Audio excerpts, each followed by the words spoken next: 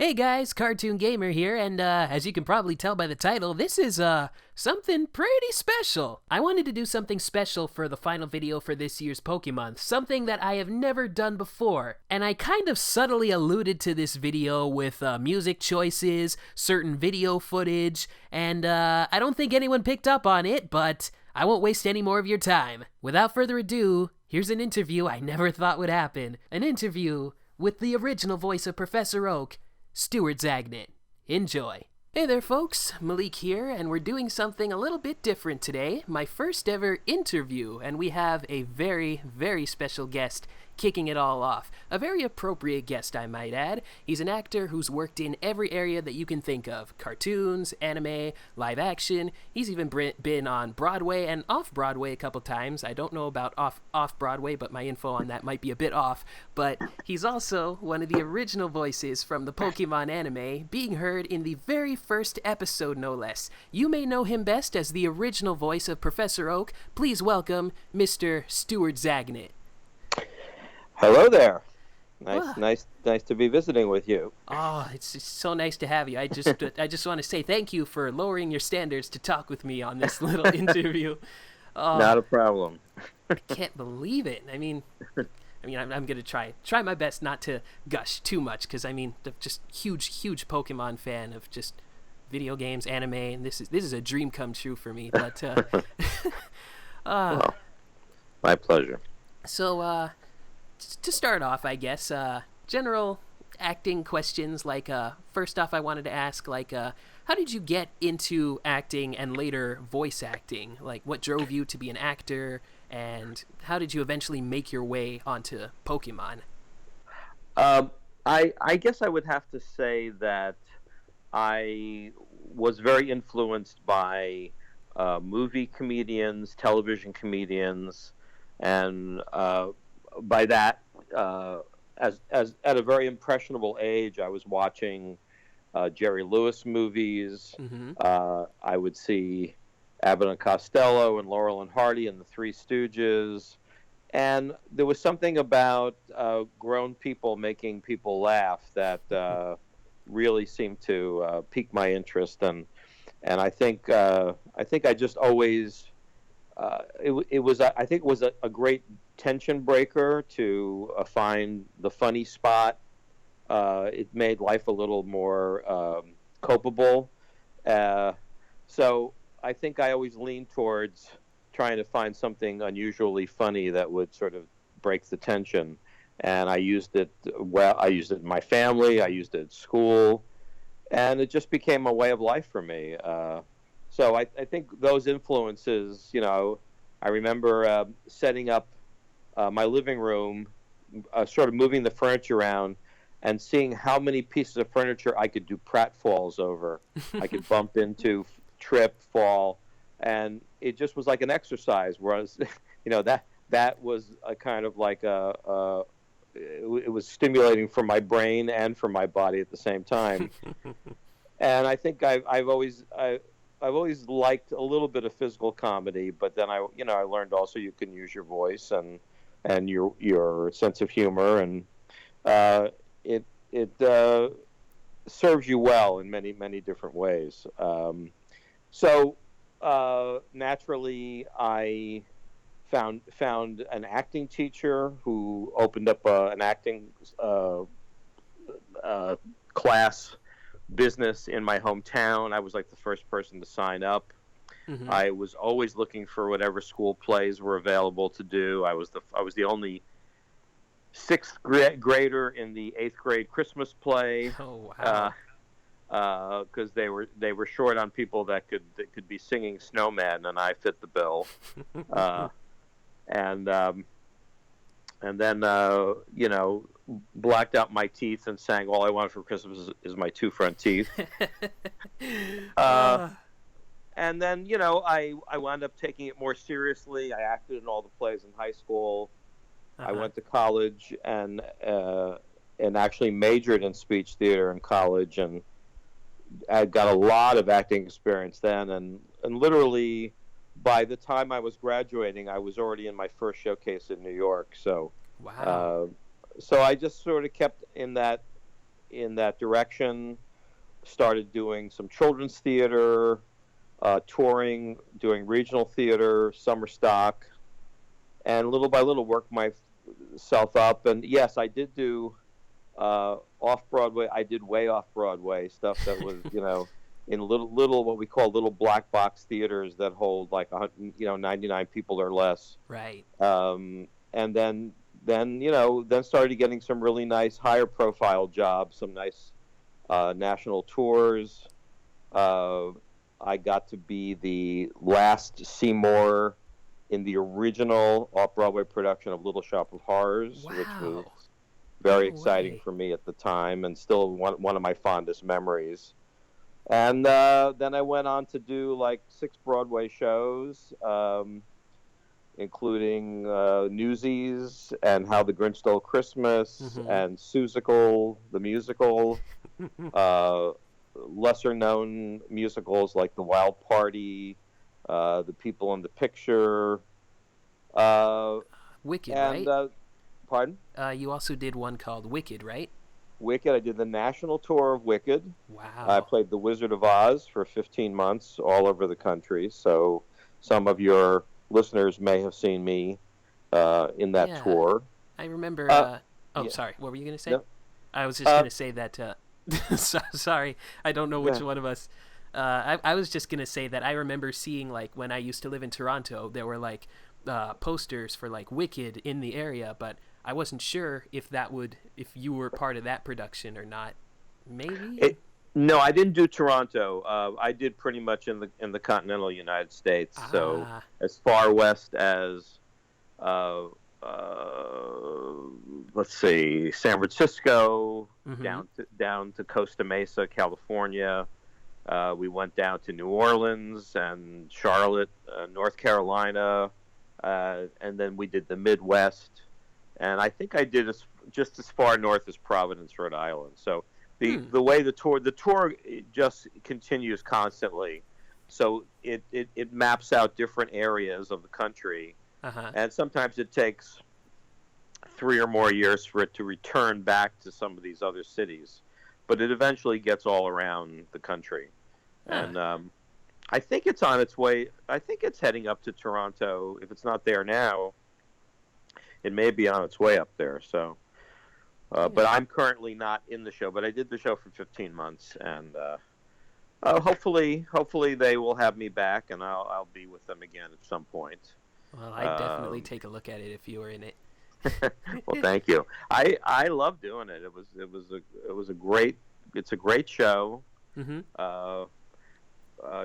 It has some of the most devoted fans in the world. I mean, I would liken them to some of our Pokemon fans. I think they've been very dedicated and loyal to us, and those of us who are in the original voice actors really appreciate their dedication and their loyalty to us. So that's been a good experience too, and that kind of happened for me accidentally because I had a friend who was had been an actor as a younger man and then went into law, but he still liked to dabble when he could. So a friend of his was starting production on this new anime series, and I knew nothing about it, but he said, look, they're looking for some character voices. Here's the number, call them up, tell them I recommended you, and they'll record your voice and see maybe there's something for you. So I did just that and called him up. I went in. I must have done about maybe 5 different voices, one of which happened to be this kind of eccentric professor. And I just left and thinking, okay, well I did that, and then a couple weeks later I get a phone call saying we'd like you to do this role. And so I went in and started the series, and the rest is kind of history. Because almost a decade later, we created this amazing experience for young people that I think it has stayed with them over the years. So. Oh yeah, I mean, I'm an example of that for one. it's very gratifying to to have created something and that people remember and really appreciate it. It's like it's some sort of small gift that we're able to give our fans. And I when I do make appearances, that's when I really feel that that appreciation. It's one of the more gratifying things that I've done is making appearances. Yeah, I wanted to ask about that if that's okay. Like, Mhm. I remember when I was just like browsing YouTube one day, and then I saw you on like the Underbelly show, that old YouTube channel. I was like, Right. wait, what? And then you started making more appearances here and there in like people's videos and interviews, and you just popped up everywhere, and it was so happy to see that. And what sparked that? Because that happened in like 2012, 2013-ish. I Yeah. think actually, see after all the original voice folk were no longer doing the series, and that was that's unfortunate that it worked out that way Yeah. because we all really felt really connected to the show. Yeah.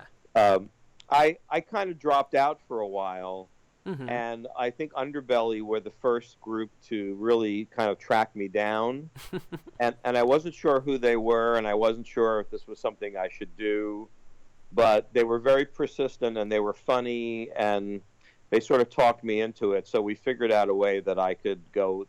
They had access to a studio in Manhattan, Oh so wow. I went in, and I think I think just one day we shot all this stuff. They wrote this satirical PSA that Professor Oak would narrate and make a little appearance in, and then they also added a little interview with me, um, and they posted it, and apparently got a lot of response, a lot of hits, Oh yeah. and so that was the beginning of sort of my sort of re-entering the Pokemon world, and since then I've done some cons in Minneapolis and Mm-hmm. Denver and Birmingham. I've done some in New Jersey, and so I'm hoping that I can do more Mm-hmm. as time goes on, because, like I say, it's great to meet the people who love the show and remember the show and appreciate the work that we did, and um, it like I say, when you do the recordings, you're kind of in a little isolated bubble, and you don't really have any sense of who's listening to it. And then when you go to these things, you realize there were many people that were listening very devotedly, and Oh puts a yeah. whole new take on what we did, and makes me realize it meant something. So that there isn't much better feeling than that, you know. And I mean, you go the extra mile and you dress up as Oak, and I mean that's insane. Well, I don't know. It just seemed natural. Maybe just because, he's a scientist, and it wasn't really didn't take much to do, and it just made me feel. Uh, More it felt me. connected. Yeah, it felt more connected to him and more right, and everybody seemed to respond.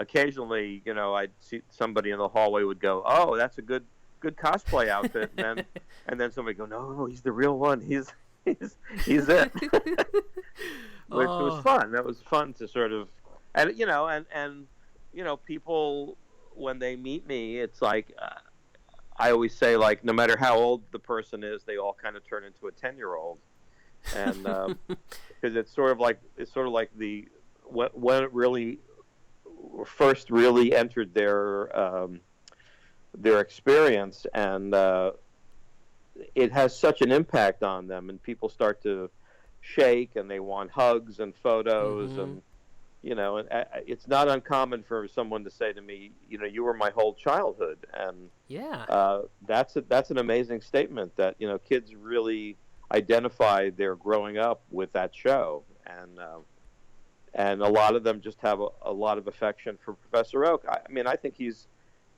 quirky and eccentric, but I think he's ultimately a lovable character, Oh and yeah. So I appreciate that. I really do. That means a lot to know that that's the way kids react to it. So I mean, like, upon reflection, like, when I was looking up just a bit more on Professor Oak, like, I thought he was kind of a minor character, but I mean, I've been watching the show for so long, I've been keeping up with it ever since episode 1, but I almost hmm forgot just how much of a recurring character Oak really was. Like, he showed up all the time, like, just chiming in to call Ash. He was in, like, the first 4 movies. Just, right, he right. was everywhere in the original series. Just, yeah. I think they were very smart to keep him as a presence that helped keep Ash sort of in line and on the right path. Yeah. And and in a way he was kind of a moral center, which is important. I think every show needs something like that.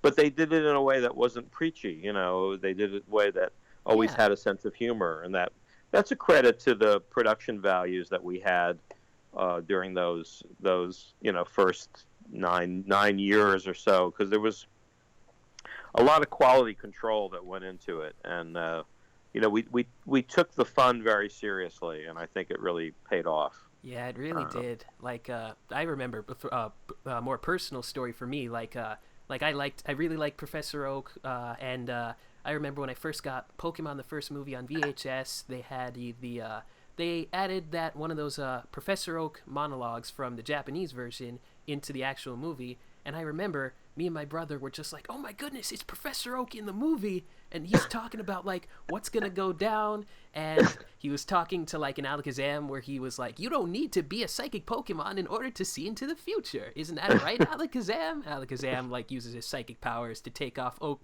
put Oak in his underpants, and I just remember that part so vividly, and I was like, that's just one of the many reasons that I just love Oak. yeah, he's a singular kind of character, and he can be deadly serious about his work, but he's self-deprecating. He's never afraid to be the brunt of the joke, I and remember he had a joke about there was a running joke about his lumbago. Did you oh, add that in? I did actually. We Ah. had we had him we had him jumping. I think he was jumping out of a jeep or something, He or out was of helicopter, and then a I helicopter, remember right? I heard And him there was go, "Ow, my lumbago!" right, and that wasn't in the script originally. The reaction was in the script, and I looked, and I think whatever most of the time the things they wrote were fine. I had no problem, but I said, I think it needs a more of a comic thing, and lumbago is such an old-fashioned word that's not used very much, but it's like it just immediately sounds funny, and Oh yeah. so I brought it up in the recording session, and we recorded it, and it made it into the movie, and I was really happy with that. When me and my brother heard it when we were kids, we were like, "His what?" But we just we asked our mom, and she was like, "They used lumbago? No one says that anymore." And then Yeah, they said it later on in the series too. oh, that's great. Yeah, a couple times Well, Oak was like his lumbago's acting up. I identified his condition. Yeah, it just seemed, I think at a point I felt so connected to him that I would know if something was written that didn't sound like Okies, I could switch into that, and there, I don't, I must have said it a few times in the series, but to me, I always feel like Oak's greeting is always "Hello there." It just seems to be appropriate. Oh yeah. That's his general greeting for anyone he meets. So that I use that, and it just that there are certain catchphrases and stuff that help me get into the Oak world. And Hmm. when I started the series. I wasn't quite sure what I did that they liked. So during that first season, they would often play my audition tape back so I could hear myself, and then I would try to replicate those qualities. And so it wasn't locked in immediately. And Right. when we started doing some of the Nintendo games, which Oak would do narration for, and and comment on. Mm-hmm. I was in a recording studio, and they had a Nintendo executive who was overseeing it, but he was Japanese and only spoke kind of broken English. So Right.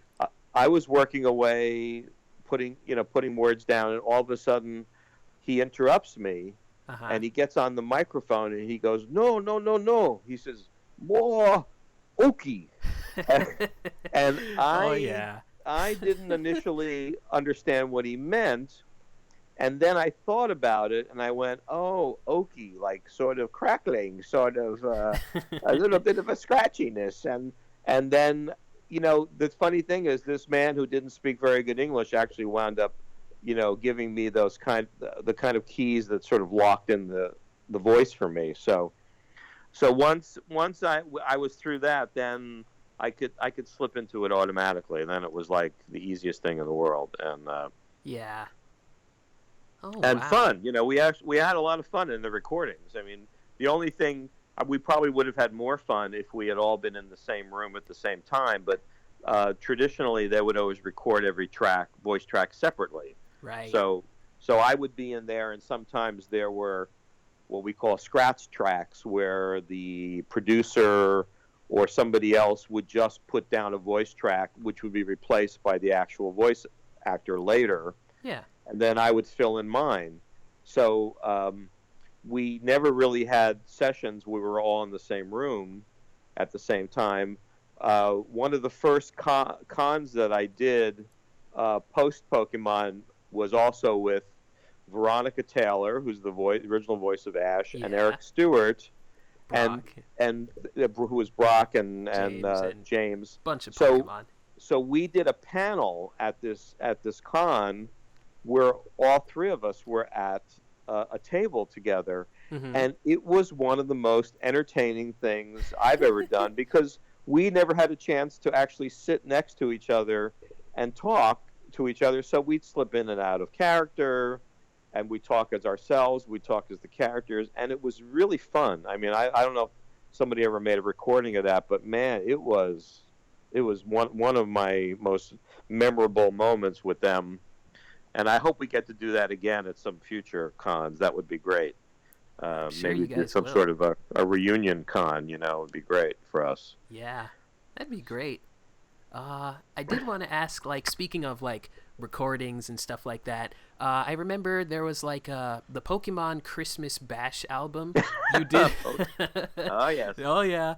There's the song, "I'm Giving Santa a Pikachu for Christmas," and are there any fun stories, like, recording songs like that, or just any about recording in general? I mean, I know you just said, like, how you guys hardly got to see each other, like, in the moment, but anything like that, especially with albums with songs as fun as that? Well, that one is interesting because they wrote it, and at first they didn't know whether it was just going to be a solo song that Oak would sing. And then I said, the original Henry Higgins in My Fair Lady was Rex Harrison, and he was famous for talk singing. So he wasn't like an out-and-out singer. Right. So he would combination speak the lyrics, and sometimes he would sing a couple of notes in it. And I said, I think Oak should be more like that. Even though I do a lot of, I mean, I'm a singer, and I do a lot of singing in the musicals that I do. But I thought that would not be appropriate for Oak. He doesn't want to sound like a polished singer. So it was my suggestion for us to sort of speak some of it, hit a few musical notes, and then we wanted they wanted to decide how much of Ash would go into it too. So we sort of the fun thing was sort of putting it together and making it work as an entity, and I think the finished product is really fun. Oh yeah, I mean, every time Oak says, "I'm giving Santa a Pikachu this Christmas," he gets more enthusiastic, and it sounds like he sounds like he's starting to lose his mind a little. a little bit. And I think I went, "I'm giving Santa a Pikachu this Christmas." Yeah, and he just went higher and higher. There was a little enthusiasm there because it's something that he wouldn't have many opportunities to do. So I think we were playing it like he was enjoying it, Oh and yeah. and that was a real fun experience to do. And I'm glad, and it was around for a while. I think they had a deal with Kmart or Walmart or one of those things that was available during that holiday. Mm-hmm. And then I think it's now become sort of a weird collector's item. So I mean, I didn't know about it until the internet came around, and I mean, I did a cover on my YouTube channel where I sang a song that Meowth did, "Nobody Don't Like Christmas," and it was so much fun to do. Like, I just like the Memorial Day is a day to forget, and Twinkies don't celebrate Thanksgiving yet. It was just. I just let it loose. You guys had so much fun with it. It's like, I don't care what I sound like. I mean, I'm an actor. It's part of what I do, and it's like, just have fun with it. They had fun with it. Why not? Absolutely. I'd say no matter how hard the schedule was, we always had a good time putting them together, and the actual recording sessions were great. It never felt pressured, or I think it shows in the finished product, because there was a sense of enjoyment in creating them, and I think that's what our viewers enjoyed so much. So and it was a pretty exceptional group of people, voice people there. So I felt like I was in very good company, and yeah, I mean, very, very, very gratifying to be part of anime history. So we appreciate that. Yeah, I mean, all you guys, like, even like today, even like all you guys who are on all the guys who are on Pokemon as well, they're all really great. I respect all of them, but I mean, you guys you guys were the first ones, and just what you guys did then at that moment, like you said, you guys were like a part of history, and it's just great to see, and it's really inspiring. Well, like, you guys are just doing what you knew best, and yeah, it's like we didn't know we were pioneers, but we were creating this entity that existed in Japan but didn't exist in America before. So it was really nice to create something, and not.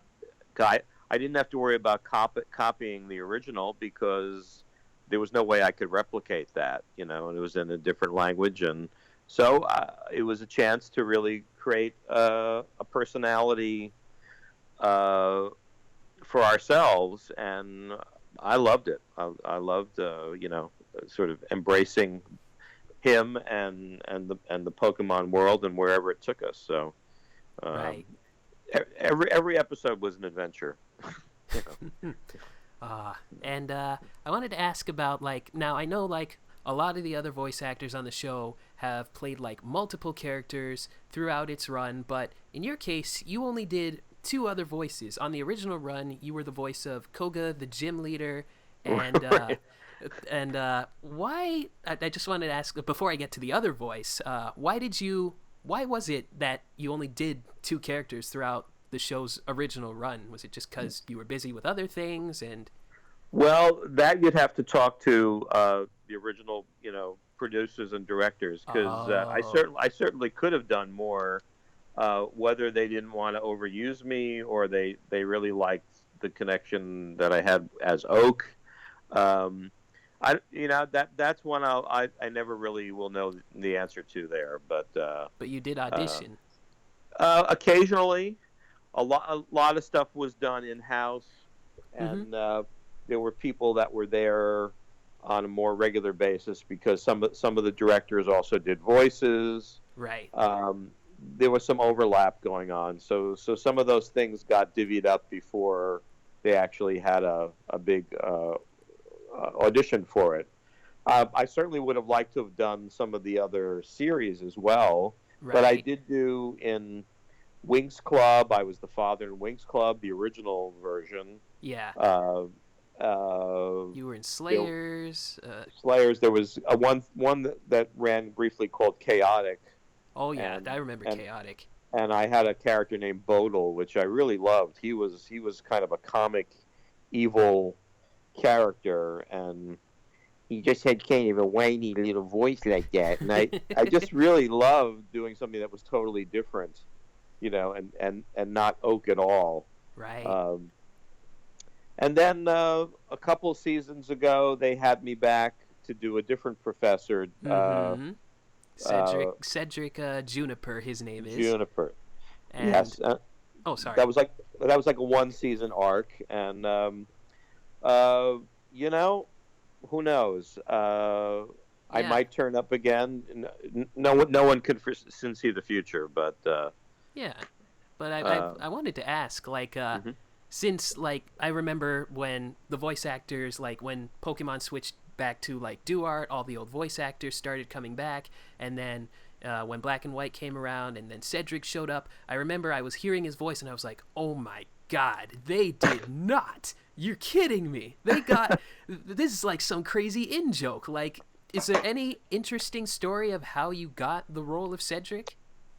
Literally, it was just a phone call, and they asked if I was available, and I said, sure. I came in, and I said, okay, this is good. And I tried to not really, I tried not to make him sound too much like Oak. There was a similarity. Yeah. I mean, there's a similarity, but I can tell that you were using a different kind of range in your voice, and they sound different enough, but still, I can still tell, because I'm not like that. It's like, oh, that's Stuart Zagnit. I can't believe it. That's it. That was my brief return there. And like I say, I think they know where I am. So if they need me, all they have to do is call. So. There was in the newest Pokemon season, Professor Oak has a cousin, Samson Oak, if you've heard of him. We have not met. No, I have. Yeah, he's basically just Professor Oak with a tan. And I was when the English dub, before the English dub came out, I was like, are they going to do the same thing they did with Cedric Juniper? And I mean, they didn't, and that's cool. But that I was hoping that maybe that would happen. It's like, yeah, we'll get Oak again, except he's a different Oak, but he'll be like a consistent character. Right. The principal of like the school that Ash goes to in the new region. But no big deal. I think part of it is Nintendo, tried to sort of reinvent itself, and then sort of demoted Oak a little bit, and I think it's a loss, but it's like it's out of anybody's control that that's what they've decided to do. Well, it's funny because in Japan, the guy who plays Oak's cousin is the same guy that plays Professor Oak in actuality, and that's how Ash got to the new region, because Professor Oak called him and said, hey, my cousin has this thing going on at this cool school, you should go over there. And Oak is still in the show, just not as frequent as he used to be, but that's like his doppelganger, I guess you could call it that. Well, like I said, those decisions were made that really are out of my control. So I appreciate that, and I know the fans have expressed certain interests, but ultimately I think they do what what they want. There's really nobody to say that they can't hire somebody else. So. Oh yeah, totally. I mean, it's all part of the business, and the auditions and things like that. But like I say, we have those original seasons, and I'm happy that I had those, and happy to have been a part of it. So. Oh yeah. And also I'm not sitting at home, because I do a lot of theater. I've also done a lot of television, and just a couple of months ago, I did the season finale of The Blacklist on NBC. Right. You could see me as the director, John Waters Taylor. Mm-hmm. And then I was on Alan Cummings' show on CBS called Instinct. So I turn up. I'm always around. Yeah. It's always great to see like all you guys still doing stuff, and you're still active. Absolutely. You got to keep going. That's all. So it's there are many facets to this business. So I just do whatever comes my way. And if it, if the voice stuff comes around, I'm very happy to go back into that too. I would love to do more of that. So, Oh yeah. You take whatever comes your way, and I mean, let's not rule anything out. Like, you can always come back to whatever. absolutely, my door is always open. So, you know, uh, Yeah. that's always been my attitude. Is that I'm available. All you need to do is call. So, um, yeah. So it's been a very interesting ride, and like I say, this Pokemon was probably one of the happiest surprises. I just thought it was another job, and it turned out to be a lot more than that. So, uh, uh, it was a lot of happens in life are happy accidents. So this was one of those happy accidents Mm-hmm. that you remember for a long time, and Right. hopefully there'll be more. Yeah, I mean, Pokemon's still going. 20 years in the U.S., and it's still going strong. No end in Un- sight. Unbelievable. Yeah, It's it's crazy. maybe when Oak has his own balloon in the Macy's Day Parade, I'll know that I we've mean, you we've never arrived. know. That's right. I mean, if the Pikachu can get it, why can't Oak? That's right.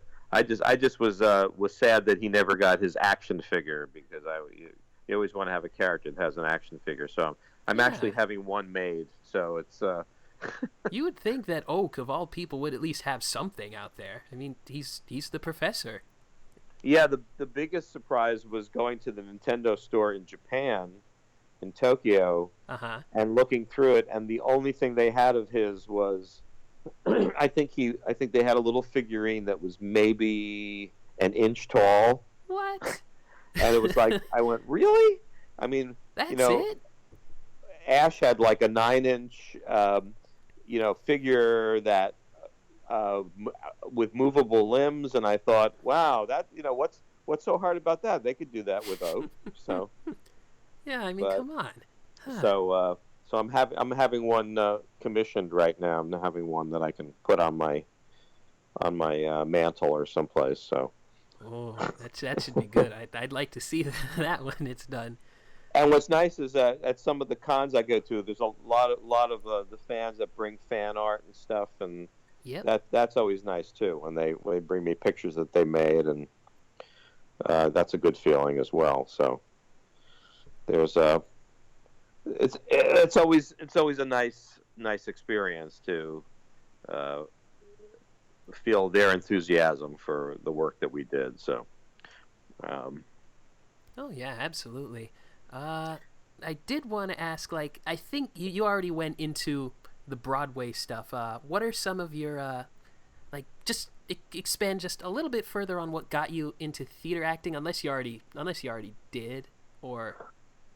well, like I said, I always like the arts, and I like getting up in front of people. And first it was just being funny, and then when I started going to school and doing certain plays, each one had something that I thought, oh, this is really a great experience. So, I've done things from Fiddler on the Roof, Mm-hmm. which was a great experience. I've done the musical version of The Producers, which is one of the funniest things I've ever been involved in. Uh-huh.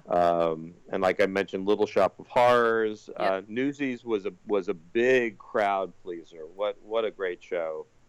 Incredible dancing. Of course, the stuff that I had to do in the show was not dancing. The young Newsies did all that kind of amazing choreography, but we supported them and played all the older guys in the show. Right. And How the Grinch Stole Christmas is a really terrific show. There's a good chance I'll be doing it again. It's coming back into New York. Ooh. I think maybe Madison Square Garden. So there's a good chance I will be playing Grandpa Who in that. So if there's any listeners that get down to New York during the holidays, they might be able to see me in that. And you know, who knows? Wicked's always out there. Will probably be there for a long time, so maybe I'll get to be a part of that again. And I like entertaining people. That's really been what I've been about for a long time, and I like to make people laugh. I like to move people. So it's an amazing profession, acting, and it's taken me in many different areas and all over the country. So. Yeah. Just like Pokemon's taken me many places because the reach of Pokemon is pretty broad now. It's worldwide, I guess. Yeah, one could say. Absolutely. And... So there's a lot of Lumbago fans out there. I hope. I don't think I said it earlier, but every now and again, whenever it's like me and my brother like mess around or something, and one of our backs hurts, one of us will just instinctively just go, "Ow, my lumbago." You have no idea, even if it's not the lumbago. Yes. Great, and that's there's your connection. See, totally. We got many more, but that's just one of them. Yes, and then I remember shouting about. Muck always, trying to. Yeah. I was gonna. We also go, "What's the idea of sending me a muck? Yuck!" That's another one. Yeah, those are the things that I love the sense of humor and the kind of goofiness of it. Sometimes that would come out of nowhere, but it was good because the show it gave it a balance, Yeah. And. I forget which. Is it the second or third movie? The one with Mr. Mime sweeping up Ash's mom's house. That was the second movie. Yeah. Second movie, yeah. And there were parts of that, in midst of the craziness and the silliness. Then he got very serious because there was an ominousness going on. Oh yeah. So it was nice to sort of play both sides of the character. It's yeah. Which that feels like a full arc for him, and I always appreciated that. Gave me a little chance to do a little something, a little everything in the show. So. Oh yeah. Well, I think those are all the questions that I have for you. But is there anything that you would like to say to the audience, or leave them with something? Yes. Well. It's me. Hello there. It's me, Professor Oak. I just want to say it's been a great pleasure talking with my fans, and I wish you all well, and I hope you all work hard and become Pokemon masters, and I also hope that we'll run into each other again soon, and Ash and Pikachu send their best, and. It just makes me so tingly inside. You have no idea. So no, it's been nice talking to you, and thanks for having the time to reach out to my fans, and hopefully we'll all meet at some point. And I think we'll wrap it up here. So thanks for listening, everybody, and catch you next time. Later. All right. Bye-bye. Hey guys, thanks for watching. I really hope you enjoyed what you saw. If you did, feel free to give this video a like, share it with a friend, subscribe, check out all my social media pages, all that good stuff. Who knows, maybe this will open the gateway for more interviews in the future. Would you guys like to see that from me? Let me know. And once again, a very special thanks to Mr. Stuart Zagnit for taking the time out of his busy schedule just to talk to little old me. I really can't believe it. And with that, I will see you all next time. Thanks again for joining me on this event that I like to call Pokemon. Catch you later.